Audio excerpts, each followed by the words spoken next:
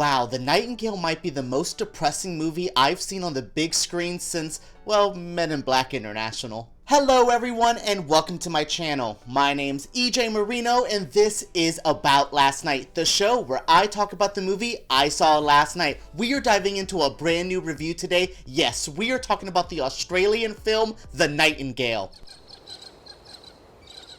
While I often sympathize with women, and I know it would be hard to walk a mile in your shoes, the way director Jennifer Kent captures womanhood and motherhood in The Nightingale terrifies me. Yes, much like her first film, The Babadook, the way Jennifer Kent captures the struggles of a woman, the struggles of a mother in society, especially a male-dominated society, especially in a world where people are looking at women to be hysterical, it's mind-blowing. This is the second film from director Jennifer Kent that I have just been completely taken back by. While I don't love The Babadook, I completely understand its masterful craftsmanship, and I really love the story it presents. Now, The Nightingale is a bit of a different story, because I love this movie, even though it's way more depressing, way more of a brutal experience than her first film. The Nightingale plays like a 70s throwback, you know, one of those like rape and revenge films like I Spit on Your Grave and Last House on the Left, but it has a prestige, a art house quality to it. Yes, the way this film plays out is so brutal and so disgusting,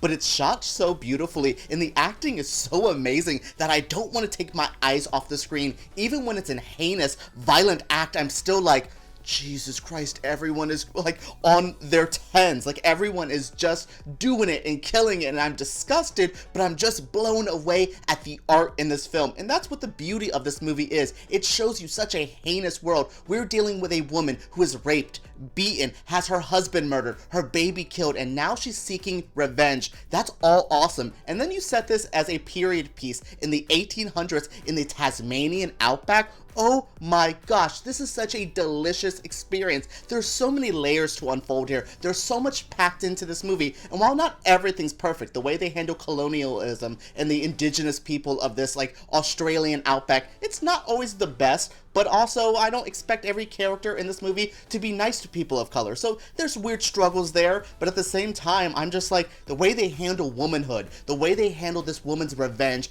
and the struggles she feels, even when she starts getting her revenge, and I'm not gonna spoil anything, but one of those first times she gets to seek some revenge and have her way with somebody that has attacked her, oh my god, she feels all sides of it. She's happy to just get there and be a savage beast, and then she feels something after, and that's a scene I just loved. The movie is packed with moments like that, these just crazy brutal moments that are just so impactful, so artful. This really reminds me of a film I saw years ago called Martyrs. It's actually one of my favorite horror movies of all time. So Martyrs is a revenge tale from France, and it has similar tones to the heaviness, to the way this movie just left me exhausted. I walked out of The Nightingale like, oh my god, I need a break, and then of course I had a double feature of It Chapter 2 that night. That's why this is taking me so long to like review, because I had to like process all of it and then go back to The Nightingale, and I just like kind of locked some of my feelings of this movie away because it was just so intense, and I like it that a movie made me feel that way. I'm not a big fan of mindless entertainment, so if like a movie like this to challenge me as much as it did,